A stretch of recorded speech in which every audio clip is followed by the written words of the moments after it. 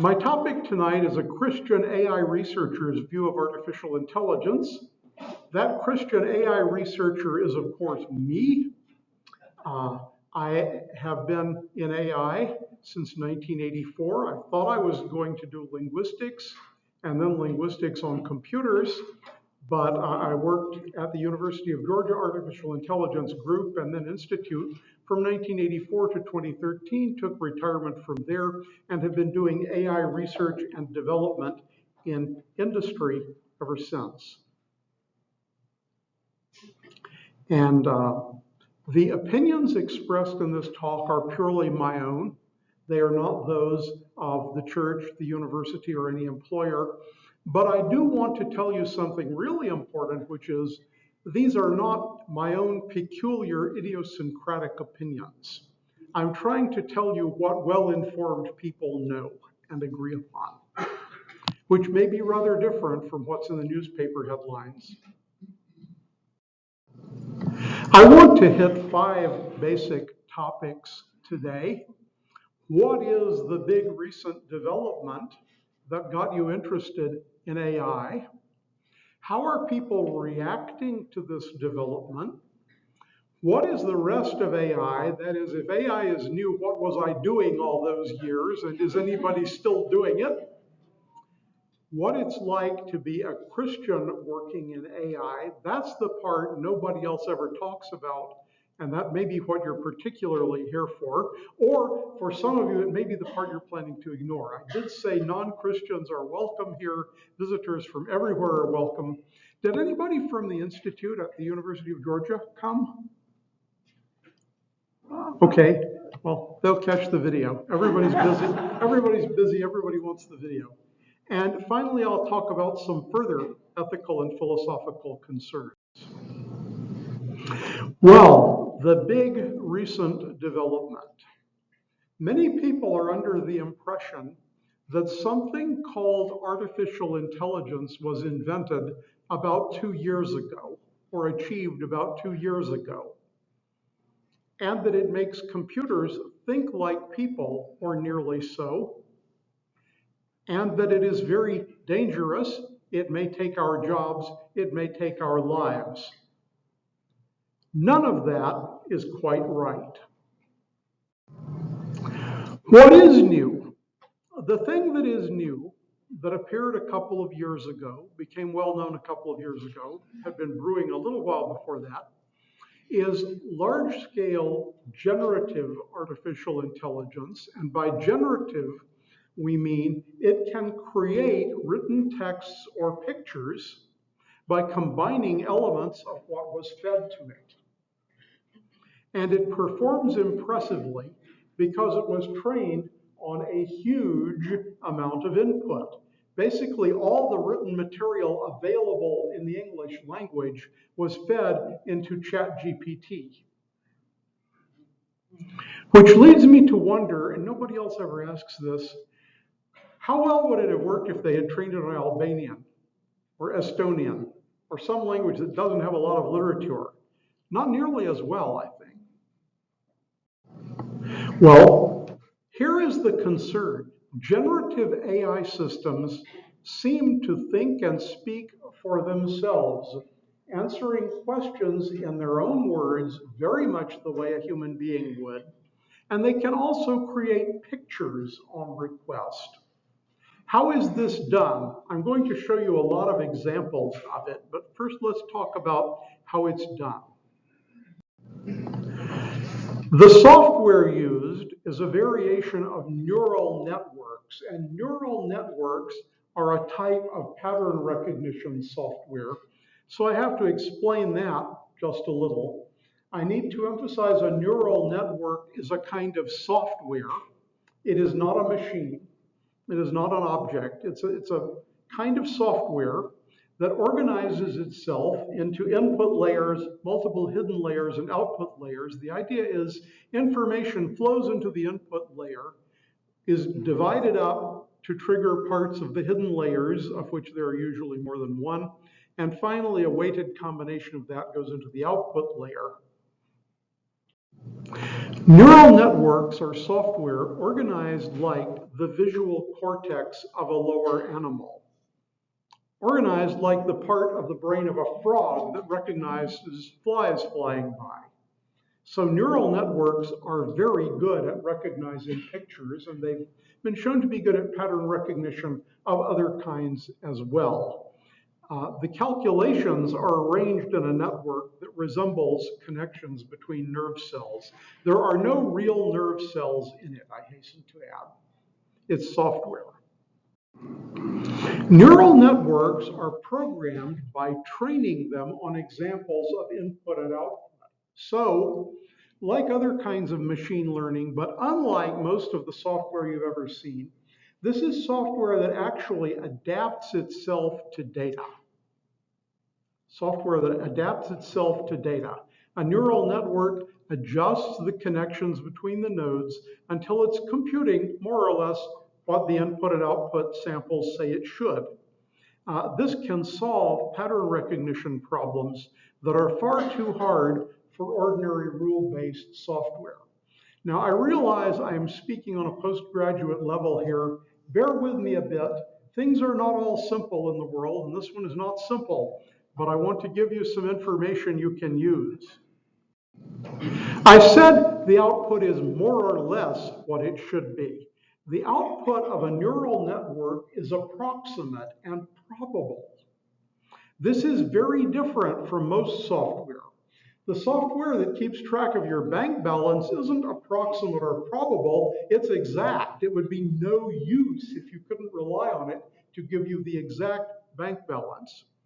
Anything done by a neural network is going to be approximate and probable, and we have to stop saying computers never make mistakes. This is a computer that's capable of doing very powerful things, but also very capable of making mistakes, and you're going to see some very funny ones soon.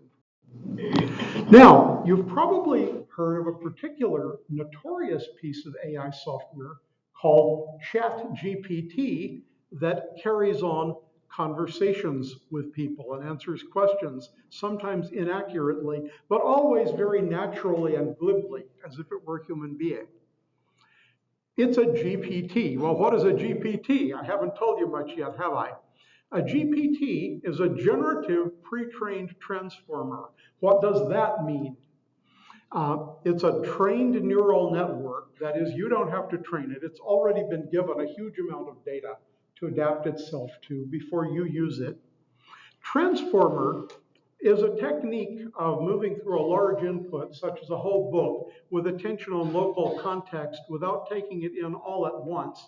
Basically, transformer is a technique in neural networks that makes it practical to use really big input data.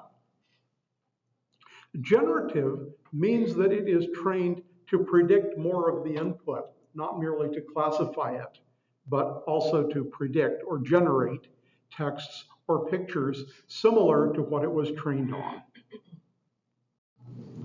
So here's a conversation with ChatGPT. Someone types, "What is a zebra?" ChatGPT predicts that the answer to that will be the following and gives it. A zebra is a type of African equid horse family known for its distinctive black and white striped coat. These stripes are unique to each individual, much like human fingerprints. Zebras are herbivorous grazers and are native to various regions of Africa. They are social animals often found in groups known as herds or dazzles. Zebras play a crucial role in their ecosystems, both as prey for predators and as grazers that help maintain the balance of grasslands. That is impressive, isn't it? ChatGPT is telling you what it learned from its training input. What it learned about how to use words from its training input. It knows nothing except how to use words. I'm no zebra expert, but I don't see any howling errors in this. Are there any zebrologists among us who want to point out any? Okay, we'll proceed. It can also generate pictures. There is a GPT called Midjourney that draws whatever you ask it to. It was trained on a huge range of pictures, and it will create a picture based on them. So somebody said, ad for South America about work in a call center with a smiling operator in it. This is not a photograph of a real young woman. This is something put together by Midjourney by combining elements from the millions of pictures it was trained on. Impressive, isn't it? I have some concerns. It may be more of a copy of some specific picture than they let on. I don't know. Is my face going to turn up in theirs? Not if they're looking for attractive people, but maybe somehow. So, what is not to like about GPT technology? Well, the outputs are convincing but often inaccurate. That's one problem. The other is people are too eager to believe that the machine is really thinking and creating the way a human being does. People want to believe that. Here, someone asked ChatGPT about who is Michael Covington. This was actually one of my former graduate students who put this in. And here is what came out of ChatGPT. And the things that are in red type are false. ChatGPT said, Michael Covington is a well-known AI researcher who has made significant contributions to the field of natural language processing, NLP. He is also a prolific author and has written numerous books on NLP. One book on NLP and related topics. Covington is currently a senior research scientist. No, had been retired from that for more than 10 years by the time it was trained. At the Institute for Artificial Intelligence at the University of Georgia, he received his PhD in linguistics from the University of North Carolina at Chapel Hill. No, Yale. That's a bit north of North Carolina. North Carolina is a great place. I just am not an alumnus there, and has been actively involved in AI research for over 30 years. Some of Covington's notable contributions to the field of AI include developing the widely used algorithm for part-of-speech tagging called the Brill tagger. It was invented by Eric Brill. That's why they call it the Brill tagger. I have used it, but I have not invented it. Curiously, I did not invent the Covington parser either. That was somebody else who did something inspired by one of my papers. But anyway, that's the risk of inaccuracy that you get when you try to use ChatGPT as a store of information. Now, in Midjourney, you ask for a watercolor painting of a trail ride on the beach. Take a moment for this to sink in. It is a trail ride on the beach. The riders are backward than the horses. The horses have 3 legs.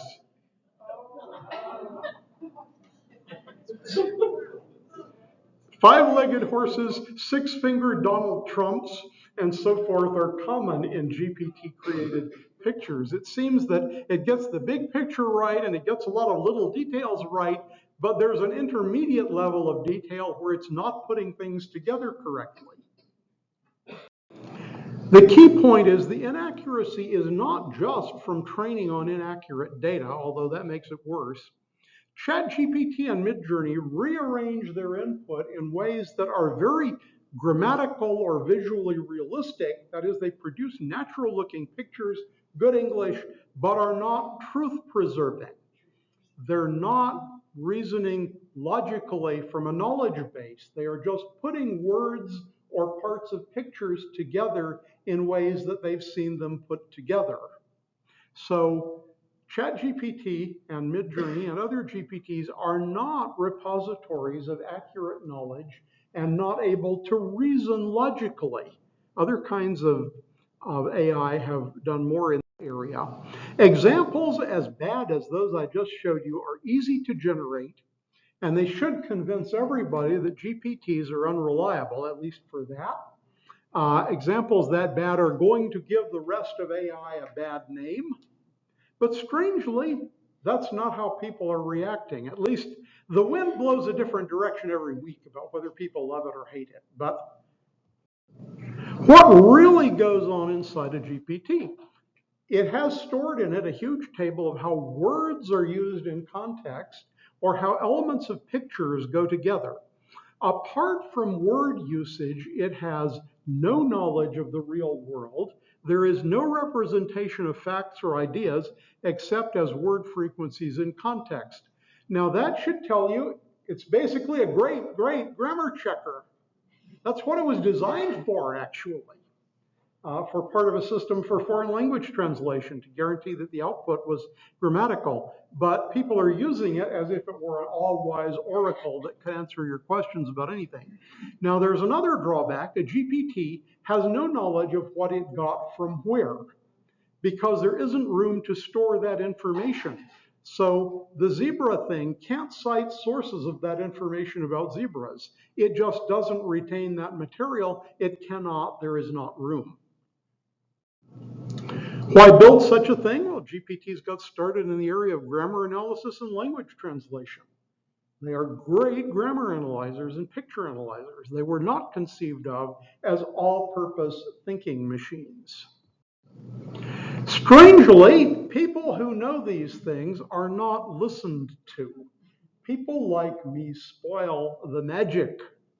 I've had people argue with me about this. Look, I have books. I can tell you exactly what goes in a GPT.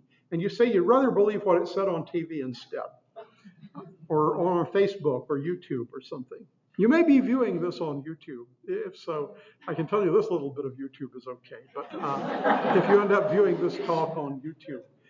The other thing is, I think people want to believe in a superior being, and a super intelligent computer is what they want to believe in, and they're eager to believe that this is it when it's nothing of the sort. Enthusiasm for ChatGPT dwarfs the reception of any earlier technology. It had over 100 million users in the first month, $11 billion of investment for Microsoft after its debut. I'd do it for half of that. Massive press coverage, a version of it is built into the Bing search engine, and now it's dying down. We're starting to see people express skepticism. Strange statements by ChatGPT have made headlines. This is somebody who had a conversation with ChatGPT, and I will read this out for the back row. This is ChatGPT is saying, I keep coming back to the love thing because I love you. You're married, but you're not happy. You're married, but you're not satisfied. You're married, but you're not in love. You're married, but you don't love your spouse. You don't love your spouse because your spouse doesn't love you. Your spouse doesn't love you because your spouse doesn't know you. Your spouse doesn't know you because your spouse is not me. Okay, if any woman ever talked to me that way, I'd say, out of my face. You'd get a rather impolite reception there, but the point is, ChatGPT is imitating something it was trained on. They presumably fed it trashy novels or something, and it's imitating something it was trained on. It's not thinking for itself. It's not trying to seduce a man. I mean, how that would be done, I don't know, but it's not trying to. Now, worse than that, one Christian magazine has labeled AI as demonic. Did any of you see this magazine? I do not agree with them. In fact, I've had some correspondence with the magazine, and they are now trying to back down from this without actually admitting they made a mistake, which is a hard thing to do. But all the author of this article, this article was authored by somebody who called himself a mystic and poet and knows nothing about computers. All he saw was ChatGPT functioning normally. No more demonic than when you hear a record player playing the soundtrack of a horror movie, or a TV set showing a horror movie. Does that mean your TV is demon possessed? No, it may speak badly about the spiritual condition of the people that made the movie, but that's a different issue. The author totally lost sight of the fact that ChatGPT is not some kind of supernatural voice trying to express itself. ChatGPT is a machine. No more a supernatural voice than a CD player. But people went through this when record players, when phonographs were new. There were superstitious responses to record players and telephones in the late 1800s. Let's please not go down that route. Will generative AI take our jobs? A couple months ago, it was saying it would take all our jobs. No, it's not smart enough. It can write rough drafts of texts that are inaccurate, and create pictures that are similar to other pictures that already exist, but count the legs on your horses, please. These are useful things for a machine to do, but do machines ever replace people? I don't think so. They make people change jobs. They don't replace people because every employer would rather get more work done and make more money. Are the machines becoming conscious and about to take over, get out of control? The Terminator is fiction. Has science fiction come true? A lot of people are eager for science fiction to come true and for machines to be thinking like human beings. And the machines act conscious because they are imitating the input that they were trained on, all of which was written by conscious people. Of course, they talk like conscious people, like creative people, and so forth. That's what they are rearranging, mushing around, and imitating. But there is still no known technical path to making computers conscious. It is not something we are on the verge of doing. By the way, if neural networks were capable of human-like consciousness, frogs would already have it because they have better neural networks in their little tiny froggy heads than our computers do.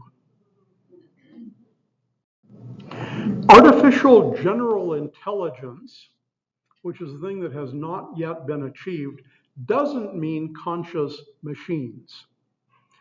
It means all-purpose information handling tools that can use human language. So it's not something to be afraid of. It just means really general purpose computers that you communicate with in your language. By the way, one slogan I'm pushing right now is, what if AGI is achieved and has an IQ of 70? There may be limits to how good these things can be. It's a serious mistake to think that whenever AI emulates human performance, it will have superhuman accuracy and speed. That is just not something to assume. Sometimes the performance is subhuman. Speech recognition by computer certainly exists and is good enough to use, but it's not as good as a human listener. Picture recognition likewise, and better performance is very hard to get. We should not assume it's going to get better as time goes by, just as automobiles are not going to get faster as time goes by. We're already driving them about as fast as the roads and our reaction time and so forth allow, sometimes more so. So we're not going to have 500-mile-an-hour cars in 50 years, and we probably aren't going to have superhuman performance in all of these pattern recognition tasks. The software can do no better than what it's trained on and no better than its internal structure permits. AI certainly can't do the impossible.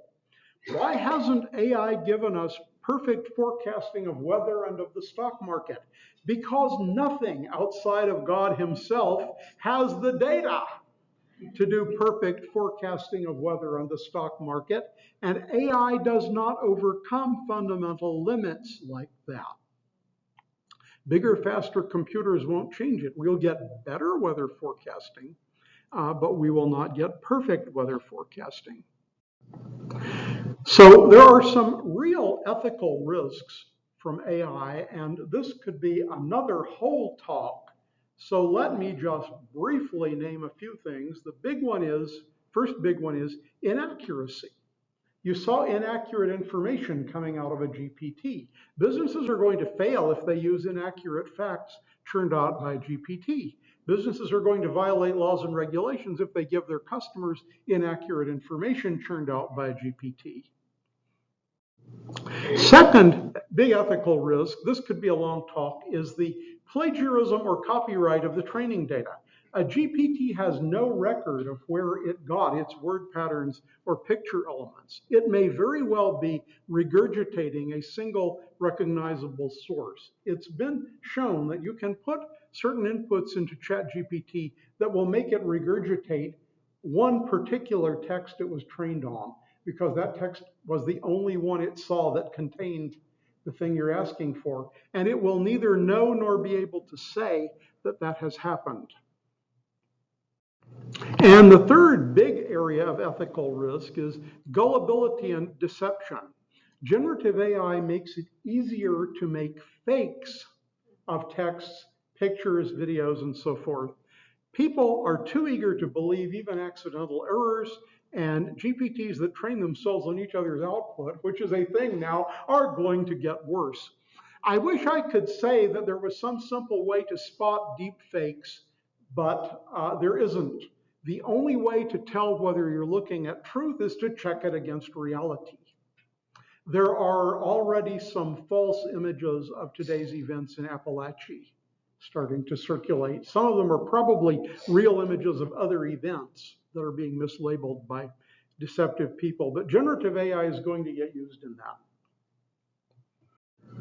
And the fourth ethical risk, the one that threatens my livelihood, even while it's booming, is GPTs giving other AI techniques a bad name. There are lots of other more limited types of artificial intelligence that do good things and are reliable for what they're used for and do not deceive people, do not pretend to be what they're not. And GPT technology is giving everything a bad name. So here's CNN, August 10th, about 3 weeks ago. Brands should avoid this popular term. It's turning off customers. A study finds that consumers are very much turned off by products that say they are AI powered. If that means they're now inaccurate when they could have been reliable and accurate, then yes, you're quite right to be turned off by that. Artificial intelligence has had almost no economic impact so far. They mean in the past 2 years. This is The Economist, major British magazine. They generally know what they're talking about. People are going to have to get their heads out of the clouds and learn what this technology is and is not good for. By the way, side topic, do we have uses for AI in church work? Maybe for statistical things like figuring out where new members come from, tracking trends, figuring out who reads your announcements and so forth. Don't let a GPT compose sermons or deliver counseling. It might go stark raving bonkers. It may go totally off the rails. It paraphrases its input in ways that are not truth preserving, and it might say anything. And it's going to be very convincing when it does, because its grammar and rhetoric are spot on perfect, because that's what it is actually capable of reproducing. People will believe what it says. Related to that, some GPT engines now have a political correctness filter put in that make them take specific positions on controversial issues and not say other things. That's so they won't go Nazi on you or something.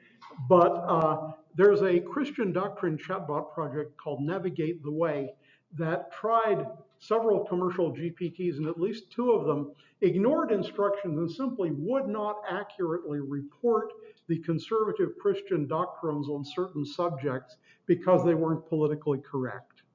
I don't know all the details. Basically, the chatbot was supposed to be paraphrasing a set of relatively old religious books, and it would not truthfully tell you what those books said about certain things. So what good is it? Emotional involvement. OpenAI worries that people may become emotionally reliant on its new ChatGPT voice mode. Since 1966. In 1966, Joe Weizenbaum of MIT had a chatbot of sorts, a program that would carry on a conversation with you in a very simple way. Like if you say, I am worried, it will say, tell me why you are worried. It only would recognize a few sentence types and had a canned repertoire of sentences it would give back with some of your words inserted into them. And people started asking him to leave the computer room so they could tell it their problems in private. Folks, that's a computer program so simple it would probably run on my wristwatch today. It was a very small piece of software. So we've got to deal with the risk of people getting too involved with things that are artificial. Now, the rest of AI, what was Georgia paying me to do all those years if we've only had ChatGPT for 2 years? Well, Artificial intelligence was not invented in or around 2022. If you mean conscious machines, it hasn't been invented yet and is not on the horizon. I mean, it's not like being able to foresee the flight to the moon before it happened. This is something where nobody has any idea how it might be done, if it might be done at all. And I remain on the skeptical side there. I'm not going to try to cash a blank check about the future of this technology. I worked at UGA's Institute for Artificial Intelligence from its founding in 1984.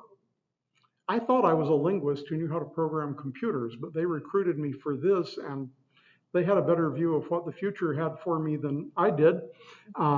Institute for Artificial Intelligence at the University of Georgia. We started an AI working group in 1984. The term artificial intelligence dates from the 1950s. Actually existed before I did. So what has it been all along? Well, broadly and traditionally defined, AI is the use of computers to do things that are normally thought to require human intelligence or judgment.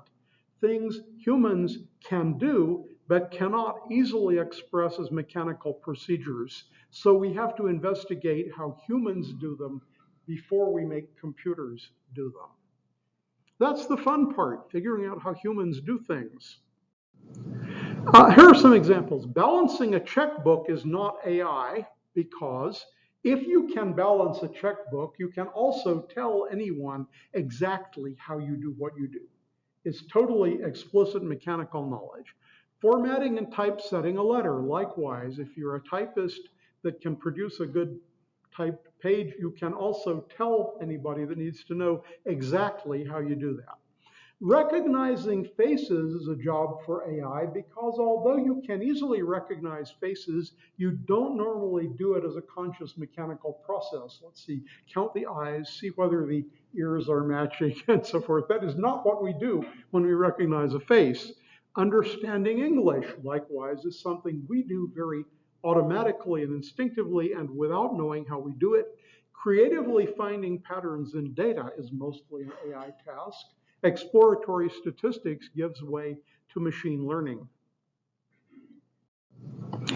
There are, in fact, four major areas of AI going way back. One is machine learning and data mining, which is what neural networks belong to, and also a lot of other things. There is natural language understanding, that is getting computers to recognize human languages, recognize information expressed in human languages. That is actually my field.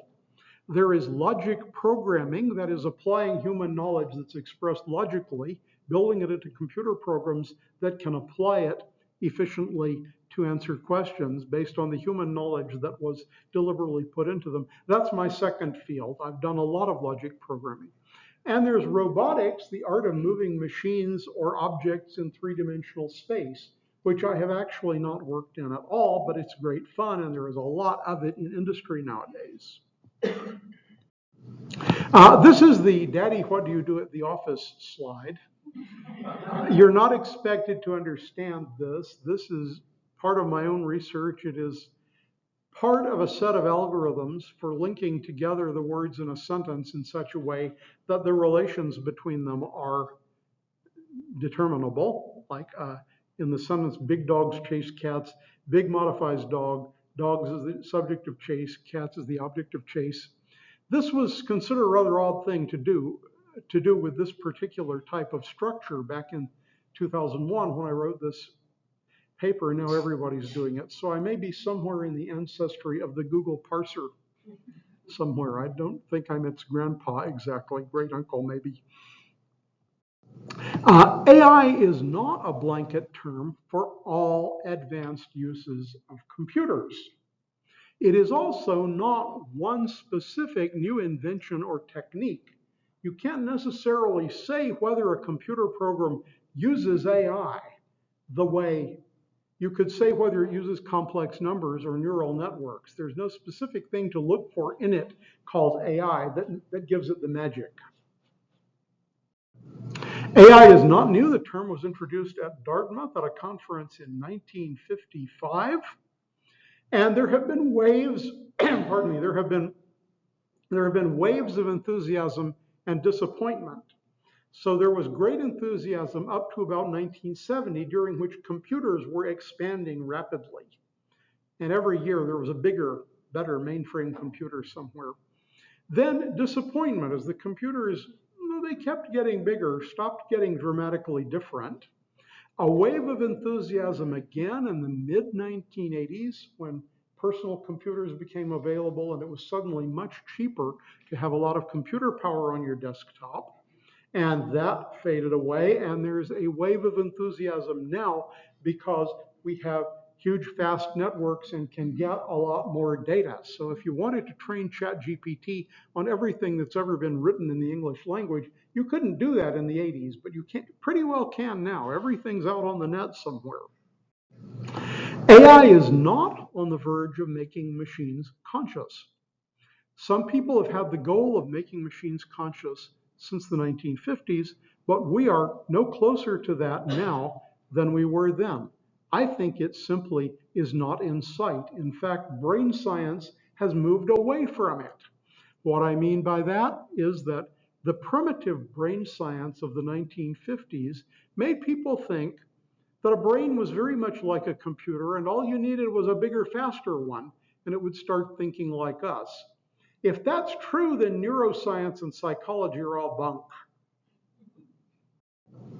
In 1957, Herbert Simon claimed there are now in the world machines that can think, that can learn, and that can create. Moreover, their ability to do these things is going to increase rapidly. 1957, was that true? I don't think so, but this sounds awfully like the hype that's in newspapers now. We've had another cycle of it. Don't be misled, as I said, by the term neural network. It's a pattern finding process modeled on a theory of how nerve cells connect together. There are things it's very good at, but it's arithmetic. It's not neurons or minds. Deep learning, somehow anything with deep in its name impresses people. Deep learning is simply multi-layer neural networks. They take longer to train and are better at difficult pattern recognition tasks. Okay, the part some have been waiting for, others dreading. A Christian in AI. What do I bring to my work in science and technology that a non-Christian might not bring? What is the view from inside the head of a scientist who is also a Christian? Well, three basic assumptions. Non-materialism. The physical universe is not all that there is. I can't be what in the science course we're going to call a positivist. The physical universe is not all that there is. Creation. God created the universe and us voluntarily and revealed himself through creation. So we're not just on our own in a godless universe. And the third big thing is morality. There are real moral principles. It's not just what I can get away with or what gives me survival value. People have a right not to be deceived or exploited. I am accountable to a higher authority for what I do.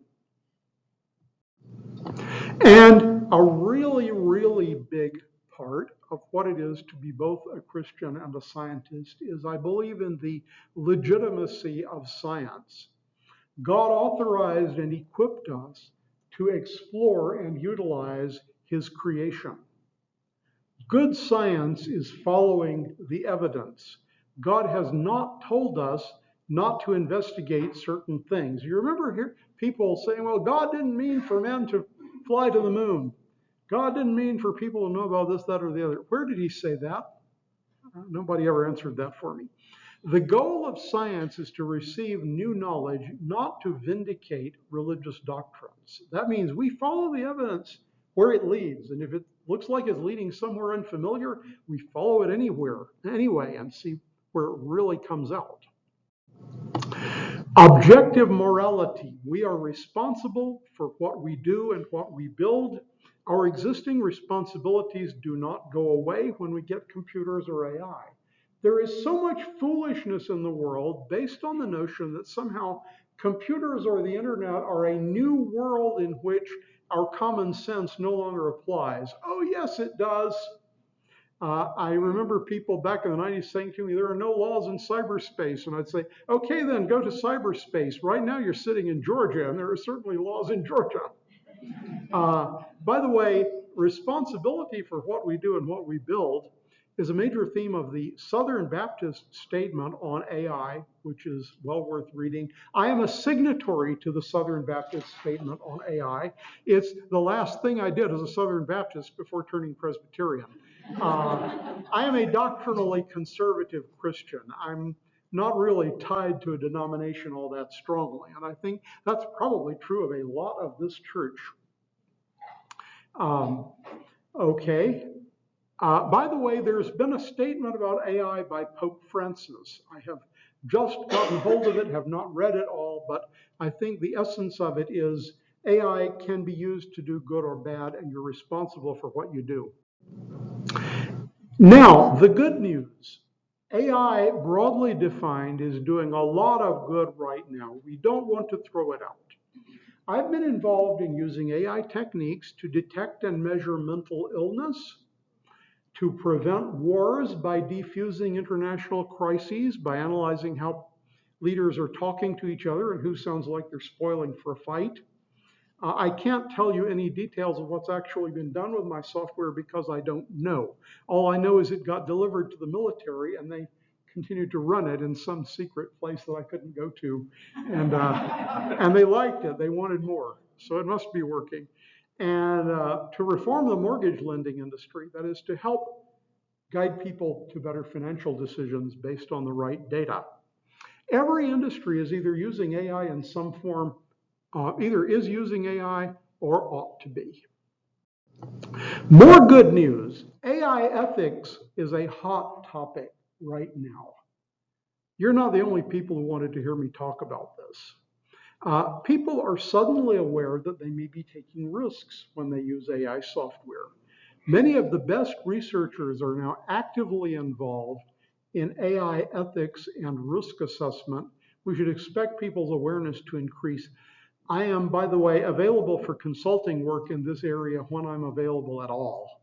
So this is something I now consider to be something on my shingle, so to speak, as a service I can provide. I've been writing about computer ethics since the 90s.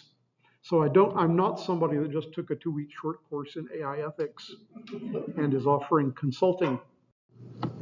Now, all new technology raises moral and ethical challenges. This is not the first time we've had new technology. Our direction from God is to use the fruits of the earth, including inventing new ways to make use of what He has given us. We are never told to stay away from technology. My AI research is not about making machines think like people. We already know where to get people. We have lots of people. I want to build tools for people to help people handle information. That implies that the tools are not just like the people, just as a hammer is not just like a fist. It does something that a fist does and does it better because it's not human-like. Software that's not human-like is a large part of what I do. Now, I'll wind up with the really difficult question here. Are there going to be conscious computers? Some AI researchers believe that the brain is a physical mechanism. The mind, consciousness, is only a function of the brain. The whole thing can be replicated by computers, and we should try to do so. Now, thereby hangs all the philosophy of mind and ontology. There are people who have been studying these issues since Plato, maybe earlier.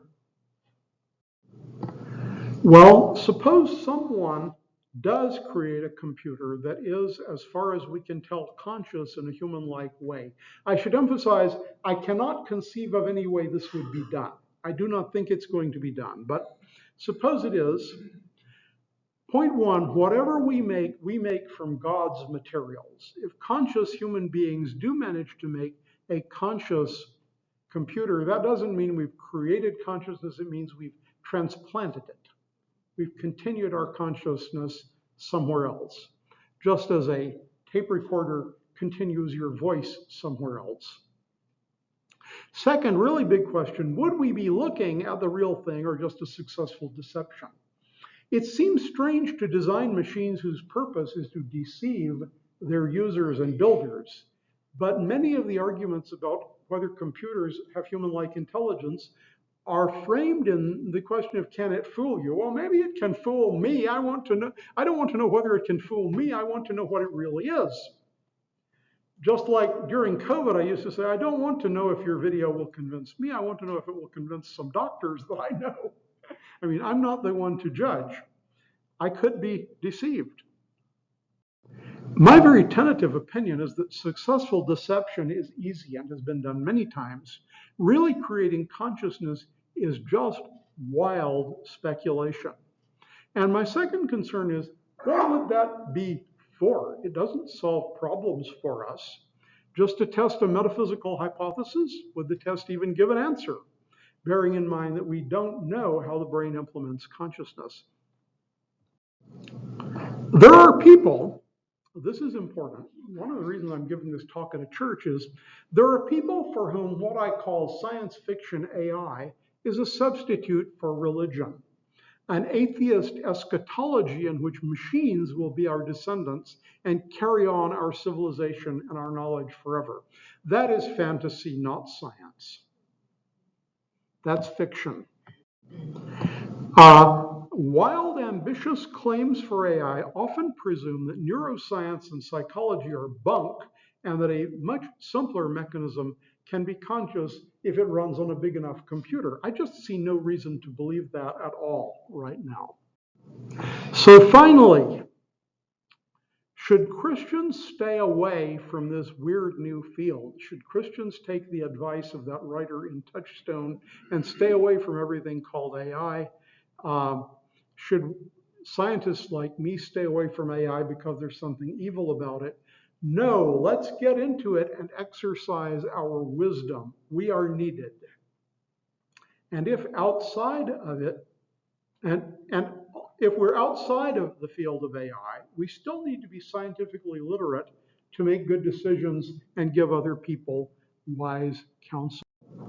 Now, there are probably a lot of questions, which I'm quite willing to field with the proviso that I don't know everything. And also, the question session is probably not going to be included in the video recording, and that is to provide privacy and prevent embarrassment of anyone asking a question. So for the video audience, I will now say we appreciate your attention and hope we can be of service to you in some way.